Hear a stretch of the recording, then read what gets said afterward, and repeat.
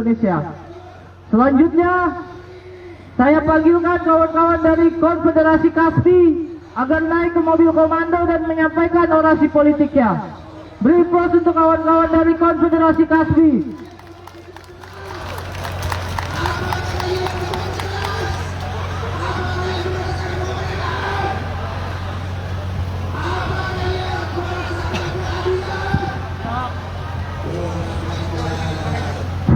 Hidup rakyat, hidup rakyat.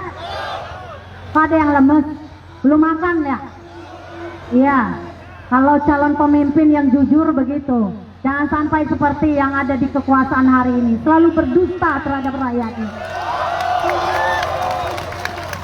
Hidup rakyat, hidup perempuan, hidup seluruh gerakan rakyat yang terus melawan.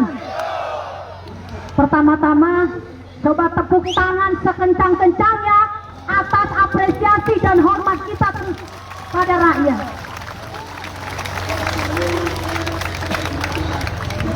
Baik, saya Nining Elitos sekaligus sebagai Ketua Umum Konfederasi Kasbi dan juga juru bicara Gerakan Buruh Bersama Rakyat tentu mengucapkan hormat yang setinggi-tingginya untuk seluruh rakyat yang hari ini bersatu dan terus melawan kekuasaan yang tidak berpihak kepada rakyat. Kawan-kawan tahu, berdiri ada yang pakai payung jas hujan, boleh saya minta jas hujan?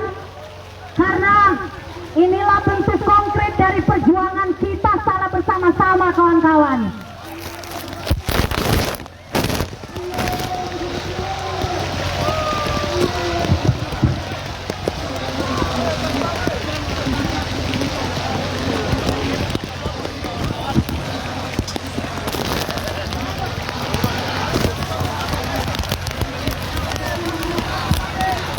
Kawan-kawan boleh berteduh, boleh pakai spanduk, boleh pakai jas hujan. Saya tahu ini adalah bagian dari perjuangan seluruh gerakan rakyat agar bangsa dan rakyat Indonesia ke depan tidak selalu menjadi korban dari eksploitasi, kekuasaan dan kerakusan para kapitalis di negeri kita, kawan-kawan. Saya tahu kawan-kawan, selama terus kita berjuang selama ini tidak mudah karena tekanan intimidatif, kekerasan selalu kita hadapi. Betul nggak kawan-kawan? Kita mau lihat dalam momentum Sumpah Pemuda bahwa negeri ini merdeka.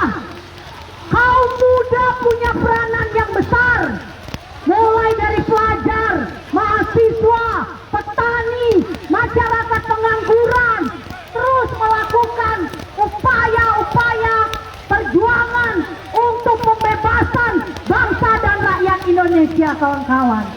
Tapi apa yang dilakukan kekuasaan dan rezim hari ini? Mereka menciderai, mereka mendustai kaum muda yang dulu berjuang untuk membebaskan negeri kita dari penjajahan, kawan-kawan. Kita dalam bertepatan 2 tahun rezim Jokowi Amin selalu berbagai macam regulasinya tidak memberikan keberpihakannya terhadap rakyat. Rakyat berjuang, kalau tidak diintimidatif, ditangkap, dipenjara. Betul nggak kawan-kawan? Maling uang negara, maling uang rakyat tidak pernah ditangkap, kawan-kawan. Mereka bisa bebas berkeliaran, tidak hanya di Indonesia, bahkan sampai ke luar negeri. Betul nggak kawan-kawan?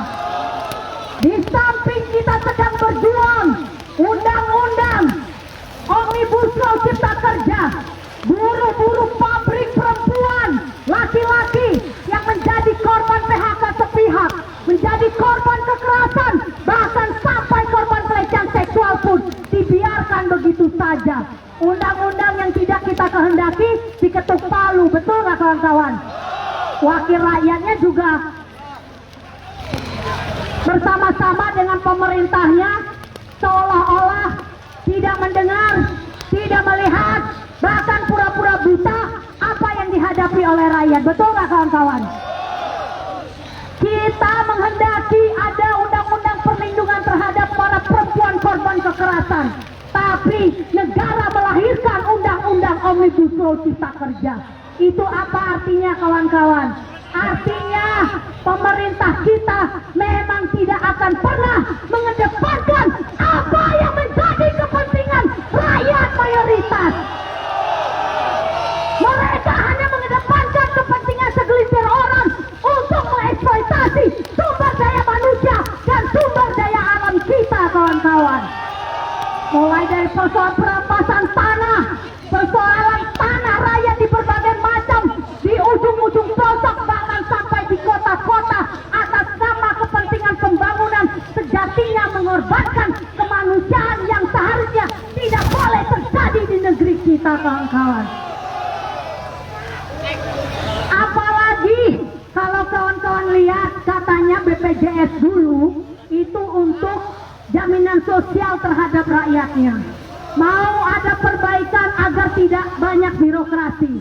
Prakteknya sampai hari ini pun mau digunakan itu sulit bagi kaum buruh dan rakyat, betul nggak? Belum lagi uangnya juga dikorupsi, betul nggak? Di masa pandemi rakyat yang sudah susah harusnya bagaimana mendapatkan perlindungan tentang bantuan untuk rakyat, bantuan COVID pun juga dikorupsi, betul nggak? Kok para pelaku korupsinya bebas-bebas aja tuh? Ya nggak? Rakyat kalau mau turun ke jalan mengkritik, bisa-bisa katanya tidak boleh turun ke jalan. Apalagi kaum muda, pelajar mahasiswa itu katanya tidak boleh cerdas. Tapi kita katakan hari ini, tidak akan kita biarkan kaum muda dibodohi. Kita tidak akan biarkan para pelajar mahasiswa untuk menjadi kaki tangan para kapital, kawan-kawan. Hidup rakyat! Hidup rakyat! Kok hujan-hujan saya pikir tadi pada lari, tapi semakin semangat suara perjuangannya semakin mantap. Catat baik-baik, kalau kekuasaan itu selalu melihat rakyat itu bodoh dan tidak tahu apa-apa. Tapi jangan sampai tragedi runtuhnya rezim otoriter itu adalah karena kemarahan dari kekuatan rakyat, kawan-kawan. Kita akan terus menggelembungkan kekuatan rakyat untuk perjuangkan apa yang menjadi kepentingan bangsa dan rakyat Indonesia. Bukan seperti saat ini, katanya butuh kritik, butuh didemoi, tapi kalau kita mau turun ke jalan, selalu ada tekanan dan intimidasi. Betul nggak kawan-kawan? Katanya pemerintah, presiden itu bisa duduk dipilih oleh rakyat.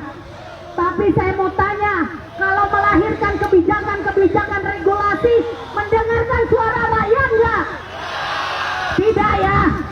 Ya, karena rakyat itu dibutuhkan kalau pemilu saja. Kalau sudah pemilu, tinggalkan dan tidak perlu didengarkan suaranya, betul nggak? Itulah kekuasaan hari ini. Maka hanya ada satu jalan yang harus kita tempuh, kawan-kawan. Persatuan kekuatan rakyat, bagaimana mengambil alih kekuatan yang hari ini sedang bercokol untuk kepentingan kapitalis agar kita hancurkan secara bersama-sama.